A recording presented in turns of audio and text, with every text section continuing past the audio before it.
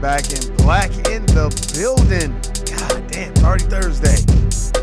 Shout out to everybody out there, man. You already know who you are. David, James, Youngblood, Shawnee, Erica, Philly, Florida. Everybody out there, man. Shout out to everybody. Tommy, I see you out there too. Tasha, Mariah, Angie, all of them.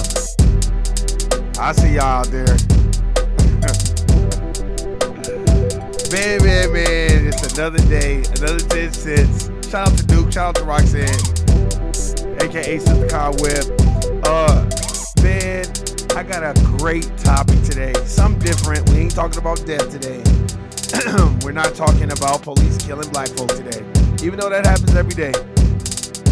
But we're gonna talk about our brother Ice Cube, and we're gonna talk about the Big 3, and we're gonna talk about how he got sabotaged. Let's get into it. Hey.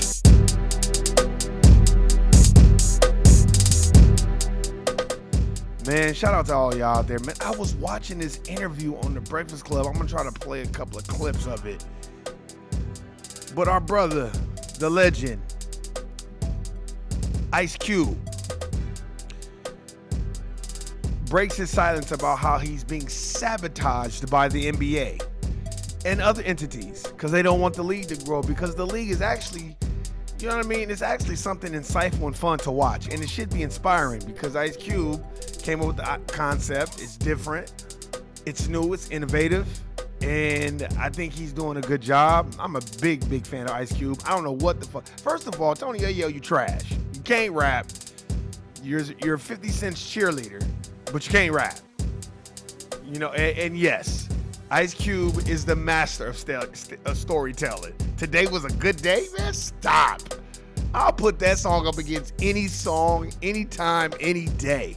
I'm a big time Ice Cube fan. Stop, nigga. But anyway, what I'm gonna attempt to do is I'm gonna see if I can find some footage. Let's see if I can find some footage. You know what I'm saying? Maybe if we go on YouTube or one of those, but yeah, man. I just like what Cube was saying, and it doesn't surprise me. It doesn't surprise me at all. I'm just waiting for it to pull up. Let's see. Okay. I'm gonna address a couple of things today. Let's see. Let's see if we can find Ice Cube on the Breakfast Club. Okay. Let's see if we can I chose Wix for... I just wanted to play a little bit of audio of, the Big 3 and what they, and what the sabotaging is about. Let's in the morning. The breakfast. Let's see. Of any basketball player is to be in the NBA. Mm-hmm. So we don't stop anything. And how many players were called up from the Big 3? We've had about, I can't name them all, but we've had over 10 players called up to either the G League or actually got 10. Actually, let me break this down. The Big 3 is like a conduit. It's like a conduit to the NBA and to the G League. It actually helps the NBA. It's less scouting. All you got to do is watch the NBA. All you got to do is watch the Big 3. See, but sometimes, from my personal perspective, before we go more into the Cube, the dominant society don't want you to get too big for your britches. They don't want it to be where people will look at you like, damn, that was a good idea. Let me try another idea. Or Cube actually kind of expand the Big 3 and make it bigger and worldwide, and then everybody starts doing 3-on-3, and I think that's what it's about too. Day contracts in the NBA. Mm-hmm. So they watch us. They obviously pick our players, mm-hmm. and we don't stop that. I love this tour you've been on too, man, because it feels like this is authentic Ice Cube, right? You've always been authentic, but it feels like I'm railing against the machine. So I was going to ask, who out of the gatekeepers are the gatekeepers worse in sports? Hollywood, listen to this question. Or the Music, yeah. I think they all around. That's a fact. Spoken like a true legend. You know, I don't think it's worse than any other, you know, I guess profession. You know, I think there's, you know, people that try to make sure you stay in your lane. Yep. What did I just say? There are always going to be people that make sure and do their due diligence to make sure you stay in your lane and don't get too big for your britches. And if you look like you're getting out of your lane, you know, sometimes they'll watch you, sometimes they'll put guardrails up, and sometimes they'll actually put a gate up and make sure you go no further. So, you know, that's what we have happening here. And this is just my testimony. But we all got them, and we all got to figure out who they are. We don't have to let them know we know who they are. Listen to what he's saying. You don't have to be like, hey, the gatekeepers are such and such and such and such, Kanye. Just shut the fuck up. Just got to figure out how to get around that gate. You know, I used to hop fences when I was young all the time. A fence or a gate never stopped me from going where I wanted to go. Which one is more difficult for you? Because you've seen them when you first started NWA. You've Every seen industry. When you first started in the entertainment industry doing films, and now you see them now. Which one is the most difficult? None of them. They all easy. You just got to go at them. You can't go, you know, you can't try to You heard what he said. All of them, they easy. That's how it's supposed to be. That's me. I'm a man with a pen and a mic. Was NWA ever? You think they was ever part of the big corp? All right, that's it. I didn't want to get into it all, but, you know, he talks about the gatekeepers, and he talks about, you know, how he's been sabotaged. And go watch the interview. I don't want to play the whole interview, but just go watch the interview. It's very, very insightful interview about the NBA. It's so funny. The NBA tries to play like they're so friendly to everyone when really they don't. They are treating the big three like it's a hostile witness. You know what I mean? Like they're not treating they're not treating the big three like a partnership, like it's supposed to be. Hey, this is gonna work out for us. Let's support the big three because we could probably find players from the big three and we can place them on teams. He also talks about how a lot of NBA teams want to sponsor the big three, but they have been told not to by league executives. You know what I mean? We got to understand what it is, man. We have to understand that. We got to know that. You have to understand this is business. And in business, the dominant society, they don't stop. We need to stop treating them like they are the moral compass of business. No, they're not. They're the most immoral, corrupt, backbiting people in the United States of America Incorporated. That's why United States of America is hated all over the world because of how we do business. We don't do business in the sense of having pride and, you know, being morally savvy, meaning like, that's immoral, I'm not gonna do that. No. We base business off of being immoral and stepping on people's head to get to where we need to get to. You know what I mean? And I think that's just something we gotta look at and understand. You know, like I said, I got nothing but love and admiration and respect for Ice Cube. You know, he has parlayed his career into something that has been monumental, you know, and you don't never hear no bullshit. He was the first person to say, I'll speak to whoever wants to hear this contract for Black America and have a Black agenda. You notice the Democratic Party still has not sat down and spoken with Ice Cube about Black needs, foundational Black needs in white America. We have not heard anything about that. That's why they're gonna be dog whistling come time to vote again and coming around with the sad singing and flower bringing bullshit just to see who will fall for the okie doke. You know, I was even, you know, man, shout out to Erica. Man, I want to send a big shout out to Erica. Since I read your email, I'm gonna try to get back to it and check out that other platform you was talking about, but I gotta give a special shout out to Erica. And this is no diss to nobody. You know, I've been watching, you know, I I've been watching Dr. Boyce Watkins. You know, I used to watch him a lot in 2013, 2014. You know, he had very insightful information about money and stocks and bonds. I've read his Think Like a Millionaire book. I think his books are phenomenal. I think the information as far as black folk and wealth are great. Excuse me. But what I don't like about Boyce Watkins is all the trolling and all the getting on the internet and keeping all kinds of bullshit going on, but in a very kind of like passive aggressive way. I don't like that. And I remember a long time ago, this was years ago, because I've been doing this podcast for a minute. This was a couple of years ago. I remember me and Erica, we had a conversation, and she was like, she didn't say nothing negative. She just was like, because you know, he had this app called blackenough.com.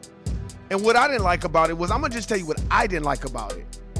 And I had mentioned it to Erica, and I was just like, damn, he got everybody on here, but I don't ever see. And Erica was kind of like, yeah, he don't never be on there. But you steady on Instagram, and you steady on Facebook, you steady on all this other stuff. And I didn't like that, because I'm like, if you're gonna go with an app, go with it all the way, and that's what you need to be pushing.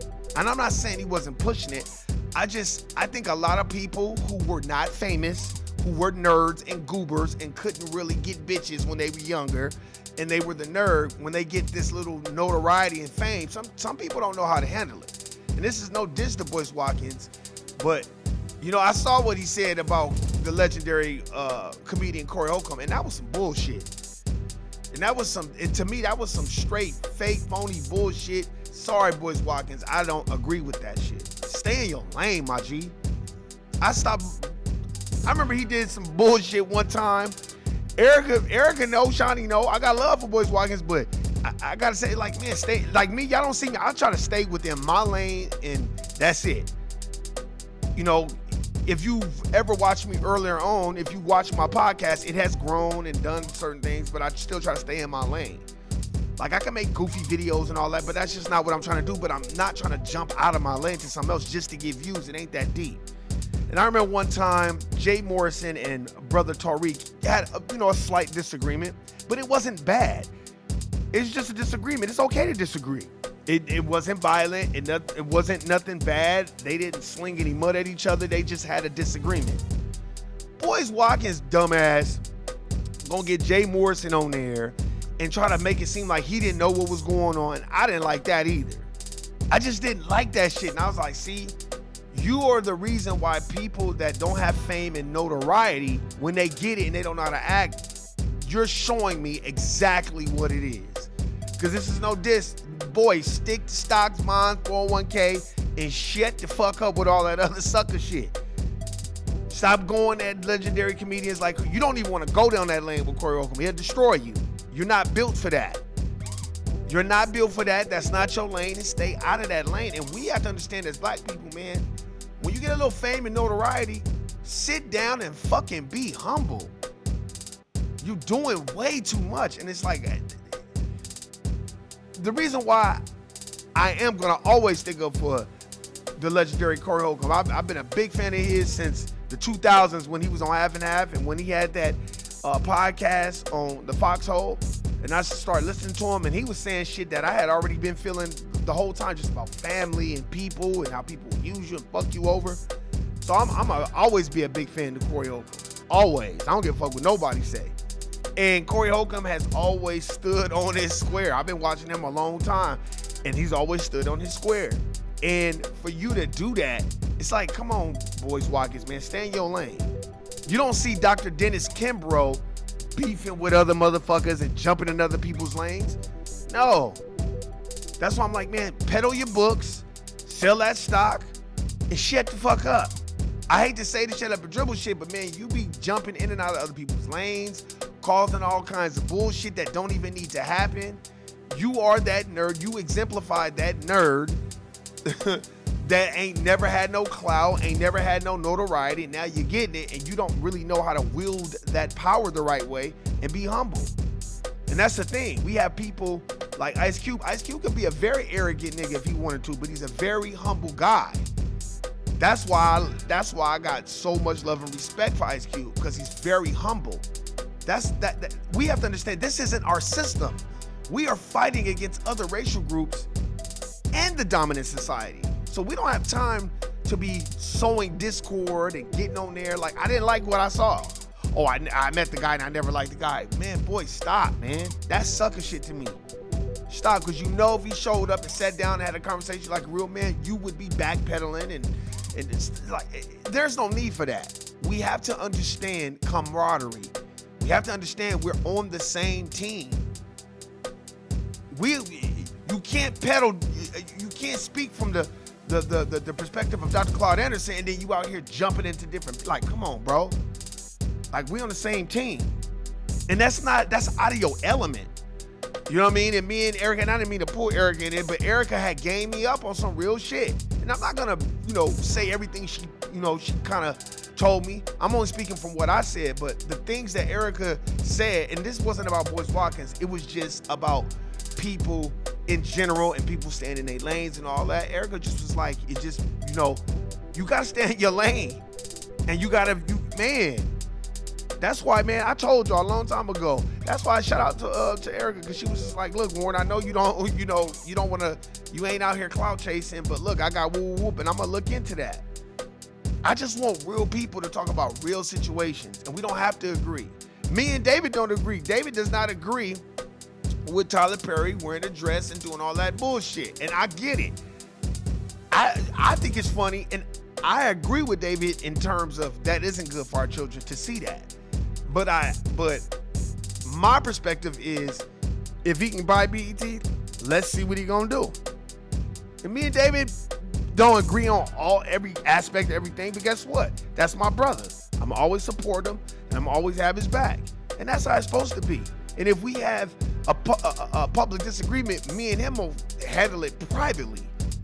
You know what I'm saying? But we gotta learn how to stay in our lane. That's why when you are listening to people and listening to people's podcasts, don't take everything as an absolute. Ingest what you need of the information and you take it and you learn from that and you go vet out what people are saying for yourself. Don't just take it for full face value and take it and accept it as the whole truth. No, that's their perspective and their vantage point. You know what I'm saying? I do believe that the NBA is sabotaging the Big Three. I saw them with a sudden death rule in the Big Three, and then I watched the All-Star game the next year, and they had a sudden death. I said, they stole that from the Big Three. So I know they're sabotaging the Big Three. They don't want them around. I know they don't. And they don't want Cube sitting at the table. Ain't no black owners as is. Only Michael Jordan. He sold his shit. So trust me, we got to start looking at these things and have a different type of understanding. You know what I mean? It's very important that we do that, because if we don't do that, how do you grow? How do you evolve? Like Dame said, you keep saying this shit, but if you don't make a move and bet on yourself, you're going to be still sitting there talking about the same bullshit. And that's why I'm trying to evolve and I'm trying to grow. And that, like I said, I haven't listened to Boyce in a while. Last time I listened to Boyce, probably about a year, maybe 2 years ago, I listened to the first 5 minutes. And he be one of them clout chasers. He'll put a topic up like, the economy such, and then the first 30 minutes, he's talking about gossip and bullshit. And I just be like, God damn, man. And sometimes he has great subject matter, but the majority of the time is bullshit. Now, in the beginning, when he was first trying to get his notoriety, man, he was on that stock and black wealth and all, and I fucked with it heavily. Once he started taking a turn for some other shit, I couldn't fuck with that shit. And, it just so happened that my big sis, Erica, my sis, we had a conversation just about it in general, like other YouTubers, and just, she wasn't talking shit about Boyce Watkins. She just was like, Warren, man, you just got to learn how to stay in your lane. You know what I mean? That's why y'all don't see me out there making jackass videos or doing sucker shit to bring more attention to the channel. No, I want to creep up on a come up like Bone Thugs and Harmony. I want one day for people to listen to this channel and be like, let me go back and listen to some of the other bullshit Warren was talking about. Oh, damn, I remember that. Let me go talk about that. Let me go listen to that. And then a motherfucker tell another motherfucker, like, hey, you need to check out this one channel. This nigga is funny, but he be saying some real shit. And that's it. I'm not only here to try to have thousands and thousands of views. Nah, man, that ain't. I'm good. I'm good, because then it forces you. It's like a record contract. You go platinum that first fucking record, that first album. Now the record label is gonna give you more money because they want a double platinum album. So now you're forced to create more content that might even be more bullshit. So nah, that's why y'all see me trying to stay in my lane, for real. Now I'm not saying don't go read Dr. Boyce Walker's books. He's got great books. But as far as the content that I see of lately, nah, I can't fuck with that shit. But that's just me. You know what I mean? That's just me. I'm not saying that, anybody's perfect. Hey, people probably don't fuck with my content. I just try to talk about the shit that I see from my perspective in the core plantation. But man, go check out that interview with Ice Cube talking about how the Big 3 is being sabotaged. We had to look at that stuff. This is stuff that is prevalent. Just like the Keke Palmer stuff. Everybody talking about that and all this other stuff. Look, I don't know the depths of her relationship. But when you're dealing with somebody that's a celebrity, those are the things that come with it. So that brother that's got that baby with Keke Palmer, you're not going to be able to control that girl. That girl's been in Hollywood since she was a kid. So, you know what I mean? She's probably viewing you like, oh, I'm going to come up for you. You got to understand that. You have to be secure in yourself, and you have to have confidence in yourself when you are around, Hollywood people. I remember, and this is a fact. This is a true fucking story. I got way too many people that was there. I remember I went to this club. It was called The Beach out here in Las Vegas. This was 20 years ago. And the celebrity Megan Good was in there. We didn't really know who she was at the time. The 50 Cent video, I think, had just came out. But we still didn't know who she was because it was in the dark. And, it's a club. It's dark, so we don't really know. But she kept coming around and trying to be all up in me and my homeboy's face and my cousin's ex-boyfriend at the time. But we still didn't know who she was. And, you had those celebrities that want that attention. But we wasn't giving her the attention, so she went out of her way to kind of try to get that attention. And I was just kind of like, at the time, I didn't know who she was. And then when it was brought to my attention that, oh, that's Megan Good, at the time, like, oh, okay. What the fuck she doing over here? And niggas was like, man, Warren, man, why you acting like that, man, Warren? I'm like, nigga, man, unless this bitch is about to break bread or give us some money or something like that, no. I don't give a fuck about her being no celebrity. I done seen enough celebrities. I'm not starstruck. And she kind of heard what the fuck I was saying and was like, oh, what's wrong with you? Why you got attitude? And asked the homeboy Joey from Delmonico in Vegas. And he was like, Dub, oh, girl trying to get your action. I said, first of all, I don't like them niggas that she's with. You know what I mean? They look like the fake ass Lost Boys, like Freaky Ty and them and Mr. Cheeks. I was not feeling them. Because we had a little VIP section, and I was like, I don't even know who these niggas are. Y'all niggas can't really be over here. And I remained who I was. And everybody was kind of mad, and people that knew me was like, man, Warren always been like that. No, I'm not going to get starstruck and be like, oh my God, it's Megan Good. Man, fuck all that. Remain who you are and stay in your lane. I'm not finna do that. Sorry. And I think that's what life is about, remaining who you are. Because if you remain who you are, you ain't gonna have no problems. Like I said, I'm gonna say this and I'm gonna get off here. I had a relative that was famous for a little bit and had money. But Warren remained who Warren was. I didn't get starstruck. I didn't change or compromise my integrity to get something from this person. Warren remained Warren. And that's why I don't fuck with them motherfuckers to this day. Because I don't give a fuck if you family, friends, foe, whatever it is. If you famous and you think I'm going to change who I am because you're famous, then you don't need to be around me. And that's just me. But hey, man, much love, respect. Go check out the Ice Cube interview on The Breakfast Club. Much power, respect to everybody. Guilty, nigga. I'm out. Peace.